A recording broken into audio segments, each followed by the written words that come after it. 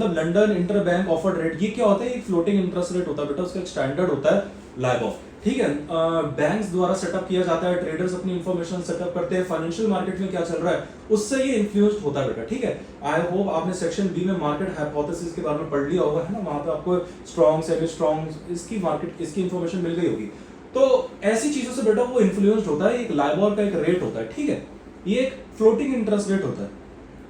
अब आप देख रहे होंगे लेकिन बहुत जगहों पे SOFR करके आ रहा है बेटा, वो है सिक्योर्ड ओवरनाइट फाइनेंशियल रेट। बेटा वो एक ऐसा रेट होता है जो ओवरनाइट बदलता रहता है। यूएस गवर्नमेंट की, अमेरिकन गवर्नमेंट की उसमें बैकिंग होती है। वो एक तरीके से एक अमेरिकन फाइनेंशियल रेट है जो एक लंदन के रेट को रिप्लेस कर दिया।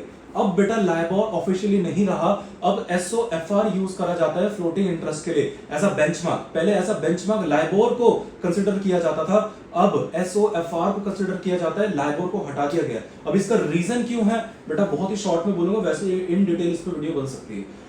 लाइबॉर इसलिए हटा दिया गया क्योंकि 2012 से ही वैसे देखने लग गए थे, उसमें बहुत ज्यादा फाइनेंशियल स्कैम्स होने लगे बेटा, क्योंकि लाइबॉर कौन सेट करता है? बैंक सेट करते थे। तो बेटा बैंक्स वगैरह, तो क्या हो गया, यूएस गवर्नमेंट ने जब इन्वेस्टिगेशन करी, उन्होंने देखा बैंक्स बहुत ज्यादा मतलब उसको क्या कहते हैं, गलत रेट सेट कर रहे थे, मतलब गलत रेट सेट कर रहे थे ताकि उनका मार्जिन हो जाए, क्लाइंट्स को, वो जो उनके क्लाइंट्स हैं उनको बेनिफिट दे सके। ट्रेडर्स जो है वो गलत इंफॉर्मेशन सेटअप कर रहे थे, उससे जो इन्फ्लुएंस्ड होके जो रेट हो रहा है वो गलत हो रहा है। इससे बेटा trillions and billions of dollars का यूएस गवर्नमेंट को नुकसान हो रहा था।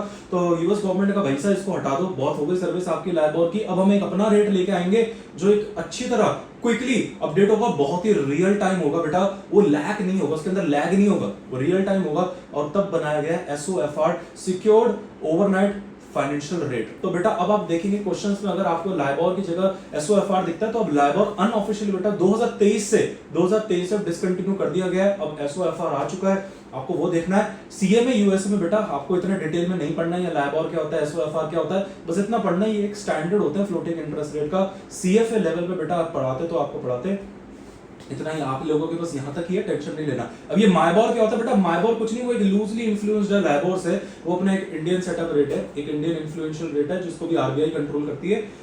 तो अब लेकिन अब वो लाइबॉर क्योंकि खत्म हो गया तो ऑब्वियसली वो लाइबॉर पे डिपेंडेंट नहीं रहा, अब वो SOFR पे ही डिपेंडेंट